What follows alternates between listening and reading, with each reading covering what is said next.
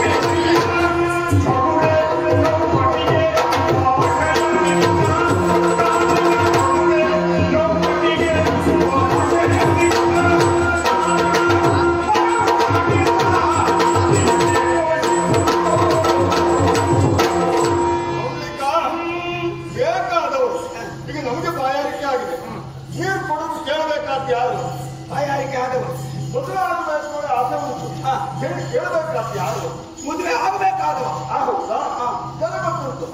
ನಿನಗೆ ನನ್ನ ಮಗಳನ್ನು ಮದುವೆ ಆಗುವ ಆಸೆ ಇದ್ದಿದ್ದೆ. ನೀನು ಇಲ್ಲಿಗೆ ಬಹಳ ಸಾರಿ ಬಂದವನಲ್ವಾ, ಒಂದು ಸಾರಿ ಹೇಳಬೇಕಿತ್ತು. ಓ ಮಾವ, ನಿಮ್ಮ ಮಗಳನ್ನು ನನಗೆ ಮದುವೆ ಮಾಡಿಕೊಡಿ, ಬೇರೆಯವ್ರಿಗೆ ಕೊಡಬೇಡಿ, ಹೀಗೆ ಹೇಳಬೇಕಿತ್ತು. ಮಾಮ ನೀನು ಬಂದ್ರು ನಮ್ಮ ಮನೆಯಲ್ಲೇ ಇರ್ಲಿಲ್ಲ, ಇದ್ರೂ ಕೂಡ ಒಂದು ಯಾಕಿರ್ಲಿಲ್ಲ ಅಂತ ನನಗೆ ಗೊತ್ತಿಲ್ಲ. ಸಂಜೆ ವೈಫಲ ಬದಿಗೆತ್ತಿದ್ದೆ, ಆಮೇಲೆ ಎಲ್ಲೆಲ್ಲ ಮುಂದೆ ತಿರ್ಗಾಟ ಏನೆಲ್ಲ ಸುತ್ತಲ್ಲ. ಆದ್ರಿಂದಲೇ ಹೇಳುವುದು, ನಾವು ಆಚಾರ್ಯವರೆಲ್ಲ ಏನು ಮದುವೆ ಆಗುವ ಮನಸ್ಸಿದ್ದ ಮೊದಲೇ ಒಂದು ಮಾತು ಕೇಳಬೇಕಿತ್ತಲ್ಲ.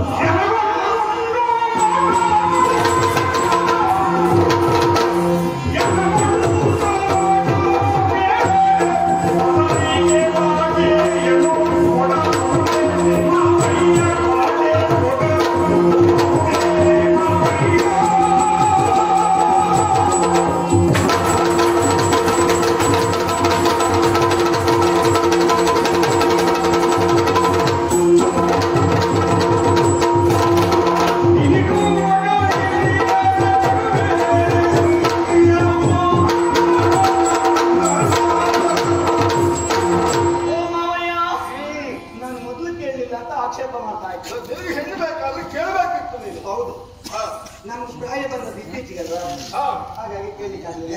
ಅದು ದಿಢೀರನೆ ಬಂದದ್ದಲ್ಲ, 19 20 21 ಮಾವ 19 ಮೇಲ್ಪಟ್ಟ ಮೇಲೆ ನಾನು ಇಲ್ಲಿ ಬಂದದ್ದೇ ಇಲ್ಲ. ಬೇಕಾದವರು ಬರ್ಬೇಕಿತ್ತು. ಆವತ್ತು ರಾಯ ಸಮರ್ಥ ಅಳಿಯ ಇದ್ದಾರೆ, ಅವರ ಕುರಿತಾಗಿ ಮಾವ ಯೋಚನೆ ಮಾಡ್ಬೇಕಾಗಲ್ವಾ? ಅಲ್ಲ, ನನ್ನ ಮಗಳು ಏನಾದ್ರೂ ಬಾವನಿಗೆ ಮದುವೆ ಮಾಡಿಕೊಡು ಹೇಳಿದ್ರೆ ನಾನು ಯೋಚನೆ ಮಾಡ್ತಿದ್ದೆ. ಅವಳು ಹೇಳಿ ಅವ್ರು ಹೇಳಿ ತೀರ್ಮಾನಿಸುವುದಕ್ಕೆ ಸಾಧ್ಯ ಇಲ್ಲ. ಆದ್ರೆ ಹೆಣ್ಣು ಅಪ್ಪುಡ್ತಾನೆ. ಆವತ್ತ ನನಗೂ ಕೂಡ ಮೊದಲು ಬಂದಾಗ ಸೂಚಿಸುವುದಕ್ಕೆ ನಾಚಿಕೆ ಸ್ವಭಾವ ಎನ್ನುವುದನ್ನ ಅಡ್ಡಿಸುತ್ತಾ ಇತ್ತು. ಮಾವ, ನಾನು ನಿಮ್ಮಲ್ಲಿ ಒಂದು ಮಾತಾಡ್ತೇನೆ. ಒಂದು ರಾಜಕೀಯ ಅಂದ್ರೆ ನಾನೆಲ್ಲ ಬಿಟ್ಟು ವಾಕ್ಯ ಒಂದೇ ಇಲ್ಲ, ನೀವು ಹೇಳುದ್ರಿಂದ ಆಕ್ಷೇಪ ಒಂದು ಮಾತಾಡ್ತೇನೆ. ನೀನೇ ಮಗಳನ್ನ ಕೇಳು ಅಂತ ಹೇಳಿದೆ. ಹಾಗಾದ್ರೆ ನಿಮ್ಮ ಪ್ರಾಯ, ನೀವು ಪ್ರಾಯಕ್ಕೆ ಬಂದಾಗ ಮದುವೆಯ ಆ ಸಂದರ್ಭದಲ್ಲಿ ಕೇಳ್ಕೊಂಡು ಹೋಗುತ್ತಾ? ಕೇಳುವುದೇ ಹೆಣ್ಣು ಕೇಳುವುದೇ. ಪ್ರತಿಷ್ಠೆಯ ಪ್ರಶ್ನೆ ಅದು ಆ ಕಾಲದಲ್ಲಿ ಆಗುದಿಲ್ಲ, ಈ ಕಾಲದಲ್ಲಿ ಆಯ್ತು. ಅದು ಎಲ್ಲ ಕಾಲಕ್ಕೂ ಹೆಣ್ಣನ್ನು ಬಂದು ಕೇಳಲೇಬೇಕು. ಯಾಕೆ? ಅದು ಹಾಗೆ ಸಂಬಂಧ ಬೆಳೆಸಿದ ಹಾಗೆ. ಹಾಗಾಗಿ ನೀವು ಕೇಳ್ಕೊಂಡು ಹೋಗಿ. ಖಂಡಿತ ನಾನು ಅದನ್ನೇ ಮಾಡ್ಬೇಕಾ? ನಮ್ಮ ಗುರುಗಳು ಹಿರಿಯವರು ಎಂದೆನಿಸಿಕೊಂಡವರು ನಮ್ಮ ಮಾವ ಕಮಲ ಭೂಪರಿರುವಾಗ ಹುಡುಗಿಯ ಅನ್ವೇಷಣೆಗೆ ತಾನು ಖಂಡಿತ ಹೋಗುವುದಿಲ್ಲ. ನನ್ನ ಮೇಲೆ ಅಪಾರವಾದ ಗೌರವ ನಿಮಗಿದ್ದ ಕಾರಣದಿಂದಾಗಿ ನಾನು ನಿಮ್ಮೊಂದಿಗೆ ಬರಲಿಲ್ಲ. ನಿಮ್ಗೆ ಮದುವೆ ಆಗಲಿಲ್ಲ ಅಂತ ಇದು ಬೇಜಾರು. ಯೋಚನೆ ಮಾಡೋದು ಬೇಡ. ಒಂದು ಬೇಡ ಒಳ್ಳೆ ಹುಡುಗಿ ನೋಡಿ ಇದು ಒಂದು ಮುಹೂರ್ತದಲ್ಲಿ ಮದುವೆ ಮಾಡಿದ್ದೇನೆ, ಈ ತಲೆಬಿಸಿ ಮಾಡ್ಕೊಳ್ಳೋದು ಬೇಡ. ನನ್ನ ವಿಷಯಗಳು ನಾನು ದ್ರೌಪದಿಗೆ ಮಾತು ಕೊಡ್ತಾ ಇದ್ದೀನಿ. ನೀವು ಇನ್ನೊಬ್ಬರಿಗೆ ಮಾತನ್ನು ಕೊಟ್ಟಿದ್ದೀರಿ ಎಂಬ ಕಾರಣಕ್ಕಾಗಿ ರಕ್ತ ಸಂಬಂಧವನ್ನೇ ಮರೆತು ವ್ಯವಹರಿಸುತ್ತಾ ಇದ್ದೀರಿ. ಬಿಡಿ, ಆ ಮಾತಾಗ ಇದಕ್ಕೆ ಲೆಕ್ಕ ಬರುವುದಿಲ್ಲ. ಸಂಬಂಧದ ಮಧ್ಯದಲ್ಲಿ ಮಾತು ಏನು ಲೆಕ್ಕ? ಅದನ್ನೆಲ್ಲ ಕಟ್ಟಿಕೊಂಡಂತೆ ಹೋಗುತ್ತಾದ ಸಂಬಂಧ ಇಲ್ಲಿಗೆ ಕಡಿದು ಹೋಗ್ತಾನೆ. ಅದರಲ್ಲಿಯೂ ಏನೋ ಮೋಡಿ ಮಾಡಿ ನಿಮ್ಮನ್ನ ಮೋಸ ಕೂಡ ಹಾಕೊಂಡಿದ್ದಾರೆ. ಅಂತ ಬಲೆಗೆ ನೀವು ಬಿದ್ದು ಹಾಳಾಗಬೇಡಿ. ಅಡಿಮಗಳನ್ನು ಮಾತಾಡ್ತಾ ಕೂತ್ಕೊಂಡಿದ್ದು ಕೂರಿಸೋದಿಲ್ಲ, ಮೂರ್ಖ ಬರ್ತದೆ. ಮಾತು ಮುಂದುವರಿಸ್ತೇವೆ ಅಂತಾದ್ರೆ ಕೊಡುವುದಿಲ್ಲ.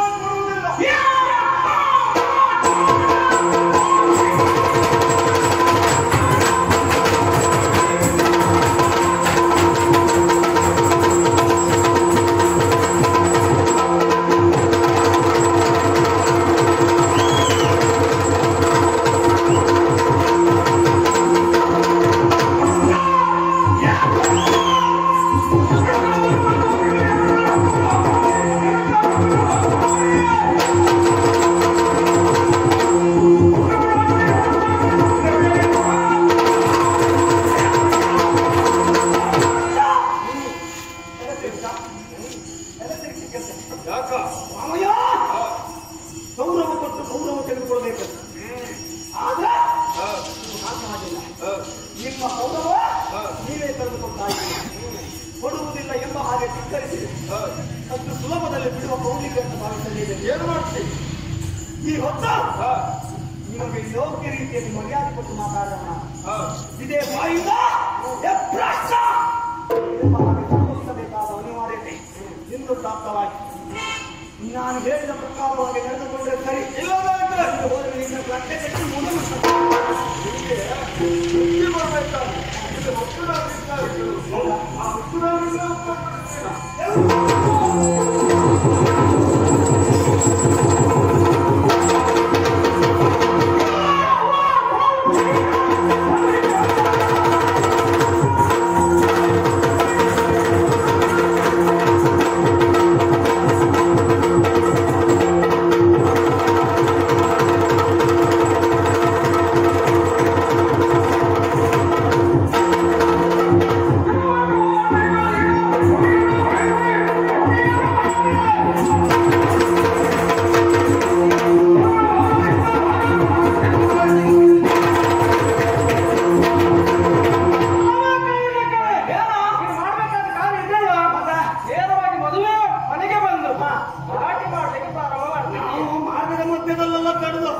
ಗಲಾಟೆ ಮಾಡೋ ಅಭ್ಯಾಸವೇ ಇಲ್ಲ. ಯಾರಾದ್ರೂ ಈ ರೀತಿ ಮಾಡ್ತಾರೆ. ಇದು ಕೊನೆ ಹಂತ ಆದ್ರೂ ತೊಂದರೆ ಇಲ್ಲ. ಬೇರೆ ಇಲ್ಲಿ ಬಂದು ನೋಡಿ ನತ್ತಿರ್ಬೇಕು. ನೇರವಾಗಿ ಕೆಲಸ ಮಾಡ್ತಾರೆ. ಇನ್ನು ಈ ಮದುವೆ ಮನೆಯಲ್ಲಿ ನಿನ್ನ ಮರ್ಯಾದೆ ಮೊದಲು ಕಾಪಾಡ್ತಾರೆ. ಇಲ್ಲ ತನ್ನಿಂದ ಮನೆಯದೇ ತೆಗಿತಾರೆ. ಊಟ ಮಾಡುವುದಕ್ಕೆ ಅಥವಾ ಇಲ್ಲಿ ನಡೆಯುವುದನ್ನು ನೋಡುವುದಕ್ಕೆ ಬಂದವ ಈ ನೋಡಿಕನಲ್ಲ. ನೀನು ಯಾವ ಧರ್ಮರಾವ ಯಾವ ಧರ್ಮ ನಾಲ್ಕು ಮಾತಾಡ್ಲಿಕ್ಕೆ ಬಂದು ತೊಂದರೆ ಇಲ್ಲ. ಮೊಡಪಟ್ಟಿಗೆಲ್ಲ ಜನ ಬೇರೆ. ನಿಮಗೆ ಈ ಸ್ಥಳ ಸೀಮಿತವಲ್ಲ. ಸ್ಥಳ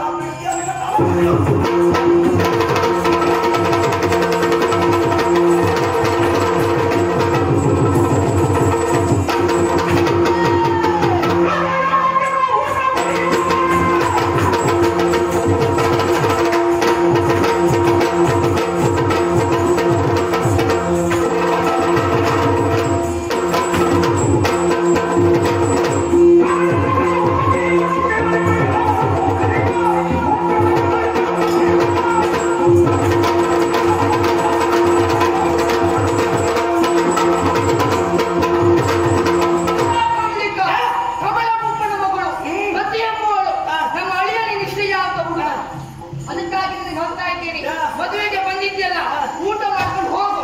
ಗಲಾಟೆ ಇಲ್ಲ, ಕೆಲಬೇಡ.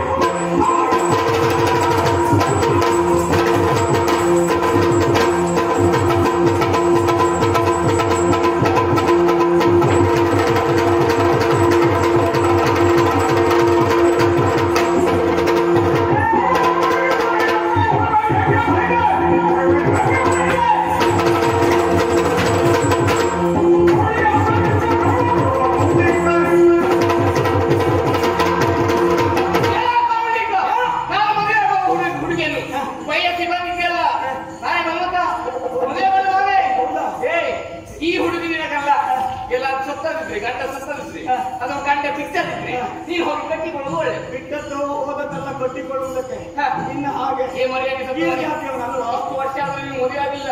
ಈ ಚಪ್ಪರಿಗೆ ಆ ಹುಡುಗಿ ಇಷ್ಟೆಲ್ಲ ಶ್ರಮ ಪಡುವುದರಿಂದ ಯಾಕೆ ಬರುವೆಯೋ? ನಮ್ಮ ಪ್ರತಿಷ್ಠೆಗೆ ಸರಿಯಾದ ಹುಡುಗಿಯನ್ನ ವರಿಸುವ ನಿರೀಕ್ಷೆ. ಏ ನನ್ನ ನಾನೇ ಎಕ್ಕಿ ತಿನ್ನುವ ಬಹಳ ಸಣ್ಣ ಶಬ್ದ. ನಿನ್ನಂತವರಿಗೆ ಅನ್ವಯಿಸುವಂತ ದೊಡ್ಡ ಶಬ್ದಗಳು ಬರೋದಿಲ್ಲ. ನಾನು ಬಳಸುವುದಿಲ್ಲ. ಇತ್ತು ನಿನಗೆ ಬರುವುದಿಲ್ಲ. ಅವನು ನಿನ್ನ ನೋಡ ಮೇಲೆ ಅದನ್ನು ಬಳಸುವ ಆಸೆ ನನಗೆ ಅತಿಯಾಗಿ. ಹೌದಾ? ಹೆಣ್ಣಿನ ಮೇಲೆ ಮೋಹ ಬಿದ್ದ ಪ್ರಾಣ ಕೂಡ ಲೆಕ್ಕಿಸದೆ ರಣರಂಗದಲ್ಲಿ ಒಳನುಗ್ಗುತ್ತಾ ಇದ್ದ 3 ಮೆಣಸಿನಕಾಯಿ ಗಾತ್ರದಲ್ಲಿ ನಿಮಗಿದೆಲ್ಲ ಬೇಕಿತ್ತೇನು? ಬೇಕಂದ್ರೆ ಬಿಟ್ಟು ಹೋದ್ರೆ ಸರಿ, ಇಲ್ಲದೆ ಹೋದ್ರೆ ಈಗ ಭವಿಷ್ಯ ಇಲ್ಲ.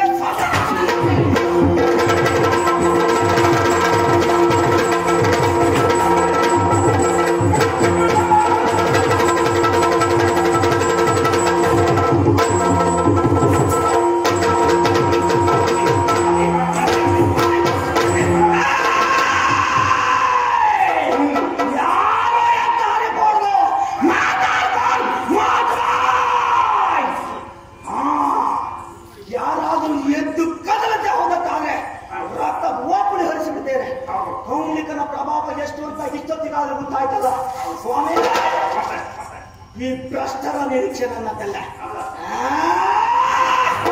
ಅಗತ್ಯವೇ ಇಲ್ಲ. ಇದೆಲ್ಲ ತನ್ನ ತನಕ್ಕೆ ಸಮಾನ. ನನ್ನ ನಿರೀಕ್ಷೆ ಸತಿ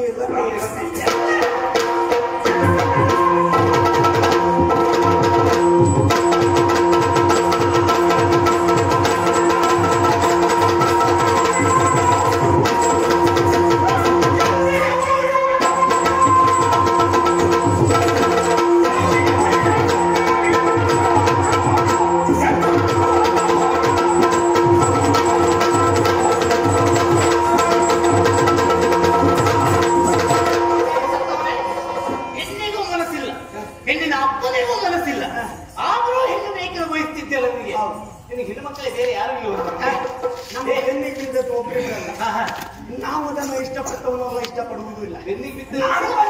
ಬಿಟ್ಟು ಅಭ್ಯಾಸವೂ ಇಲ್ಲ. ಹೌದಾ? ಈಗ ಕಣ್ಣಿಟ್ಟಿದ್ದೆ ಅದು ಬಿಡುವುದಿಲ್ಲ ಅಂದ್ರೆ ಇಲ್ಲಿ ಬಂದಿದ್ದೆ. ಒಳ್ಳೆ ಮಾತನ್ನ ಹೇಳ್ತೀರಿ. ಮದುವೆಗೆ ಬಂದಿದ್ದೆಲ್ಲ ಊಟ ಮಾಡ್ಕೊಂಡು ಮನೆಗೆ ಹೋದ್ರೆ ಆಯ್ತು. ತಾಲೇ ಹೋದದ್ದು ಎತ್ತರ ನಿಮಗೆ ನನಗೂ ಕೇಳ್ತಾ ಇದೆ. ಇಲ್ಲದೆ ಇನ್ನೇನೆ ಶಂಕರ್ತವರು ಋಣರಂಗದಲ್ಲಿ ಎದೆಗೊಟ್ಟು ನಿಂತವರಿದ್ದಾರೆ. ಹೌದಾ? ಯಾರು ತಲೆ ಎತ್ತುವುದಿಲ್ಲ. ತಲೆ ಎತ್ತುವ ಪರಿಸ್ಥಿತಿಯಲ್ಲಿಯೂ ಇಲ್ಲ. ನಾನು ಕೊಟ್ಟ ಪೆಟ್ಟಿನ ಆವೇದನ ಸಹಿಸಿಕೊಳ್ಳಲಾರದೆ ಓಡಾಡ್ತಾ ಇದ್ದಾರೆ ಆ ಕಡೆಯಲ್ಲಿ. ಹೌದಾ? ಅವ್ರ ಕತೆ ಬಿಡಿ. ಗಂಡಸರದೆಲ್ಲ ಮುಂದೋಯ್ತು, ಹೆಂಗಸರೆಲ್ಲ ಹಾರಿಬಿಡ್ತಾ ಇದ್ದಾರೆ. ಹೌದಾ? ಆದ್ರೆ ಅವರ ಕತೆ ಅಂತಿರ್ಲಿ. ಬಂದವಳು ಹೆಣ್ಣಲ್ಲ, ಪೆಟ್ಟಿ ಹೇಗೆ ಬೀಳ್ತದೆ ಆಮೇಲೆ ಗೊತ್ತಾಗ್ತದೆ. ಹೌದಾ? ಹೋಗ್ತಿ ಇಲ್ವಾ? ಹೋಗುದಿಲ್ವಾ? ಇದೊಂದು ಅಭ್ಯಾಸ ಮಾಡಲಿಲ್ಲ. ಇವತ್ತು ಅದು ಒಂದು ನೋಡೋಣ.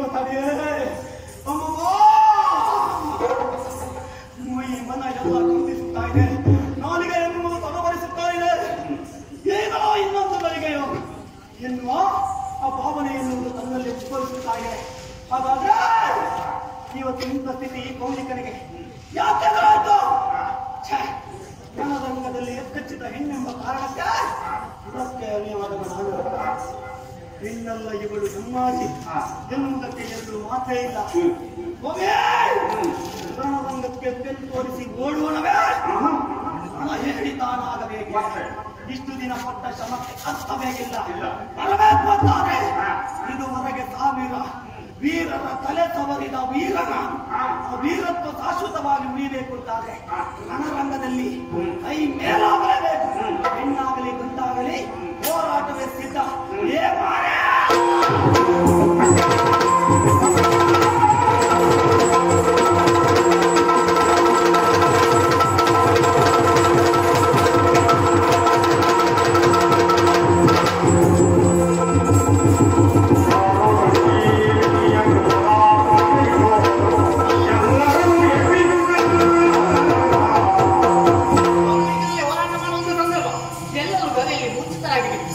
ಇವನು ಎಬ್ಬಿಸಬೇಕಾದ್ರೆ ಸಂಜೀವಿನಿ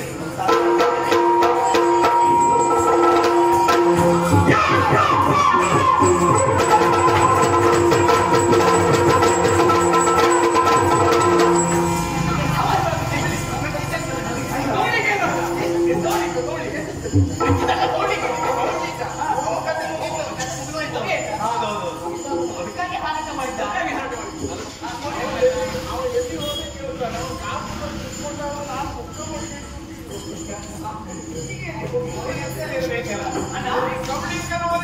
ಸತ್ಯ ಸಂಭ್ರಮದ ವ್ಯಕ್ತಿಗೆ ಏನೋ ಮೊದಲಾಗಿದೆ.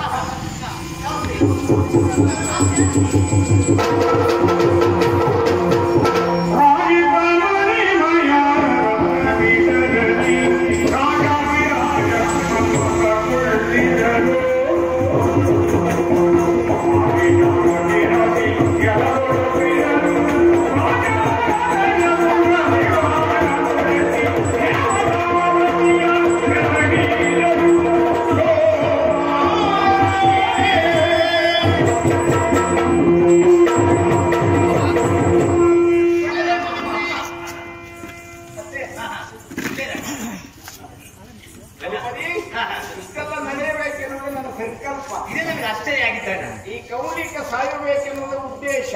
ಆದ್ದರಿಂದಲೇ ವೃತ್ತಿ ಕಲ್ಯಾಣ. ಹೌದಾ? ಕಾರಣ ಇಂದು ಕಾಲನೇಮಿಯಾಗಿ ಹುಟ್ಟಿಕೊಂಡಿರುವಂತಹ ಈತ ಕೇಳಿರುವಂತಹ ವಿಚಾರದ ಕುರಿತು 4ನೇ ಜನ್ಮದಲ್ಲಿ ಮೋಕ್ಷ ಕೊಡ್ತೇನೆ ಅಂತ ನಾನು ಹೇಳಿದ್ದೇನೆ. ನೀನೇ ಕೊಲ್ಬೋದಿತ್ತಲ್ಲ. ಕಾಲನೇಮಿಯನ್ನು ಕೊಂದಾಕ್ಷಣ ಆದದ್ದೇನು? ಕಂಸನಾಗಿ ಹುಟ್ಟಿದ ಅವನಿಗೆ ಮೋಹದ ಅಳಿಯನಾಗಿ ಕೃಷ್ಣನಾಗಿ ನಾನು ಕೊಂದಿದ್ದೇನೆ. ಆಮೇಲೆ ನನ್ನ ಮೋಹದ ಅಳಿಯನಾಗಿ ಹುಟ್ಟಿ ಓಟ ಯುದ್ಧದಲ್ಲಿ ಸತ್ತಿದ್ದಾನೆ. ಆದ್ರೆ ಹೀಗೆ ಹುಟ್ಟುತ್ತಾ ಇದ್ದದ್ದಾದ್ರೆ ಇವನಿಗೆ ಮೋಕ್ಷ ಬೇಡವೇ? ಹಾಗಾಗಿ ಈ ಪ್ರಪಂಚಗಳನ್ನು ಮಾತುಂಟು. ಹೆಣ್ಣಿನಿಂದ ಯಾರು ಪ್ರಾಣ ಬಿಡ್ತಾರೋ ಅವರಿಗೆ ಮೋಕ್ಷ ಇಲ್ಲ, ಮುಂದೆ ಜನ್ಮ ಇಲ್ಲ ಎನ್ನುವ ಹಾಗೆ ಆ ನೆಲೆಯನ್ನು ಅನುಸರಿಸಿ ಈತನಿಗೆ ಜನ್ಮ ಇಲ್ಲ. ಅಲ್ಲ, ಅಪನ ನಾಟಕ ರಂಗದಿ ನಿನ್ನೊಳಗೆ ನೀನು ಯೋಚನೆ ಮಾಡ್ತೀಯ. ಇಂಥವರಿಂದಲೇ ಕಾರ್ಯ ಆಗಬೇಕು, ಅದು ಹೀಗೆ ಆಗಬೇಕು ಎಂದು ಸರಿಯಾದ ಕಾರ್ಯ ಮಾಡಿದ್ಯಾ? ಎಲ್ಲ ನೋಡ್ತಾ ಇದ್ದೇನೆ, ಯಾರ್ಯಾರು ಏನೇನ್ ಮಾಡ್ತಾರೆ ಅಂತ. ಮುಂದೆ ಕೂತ್ಕೊಂಡು ಯೋಚನೆ ಮಾಡೋದಂದ್ರೆ ನೀನು ಮಾತ್ರ ಸಂತೋಷದಿಂದ ಅತಿ ಕಲ್ಯಾಣವೂ ಇದ್ದಲ್ಲ. ಹೌದು. ಇಬ್ಬರ ಕರೆದುಕೊಂಡು ಕಮಲ ಮುಪ್ಪಟ್ಟಿನ ಕರ್ಕೊಂಡೇ ಹೋಗೋಣ.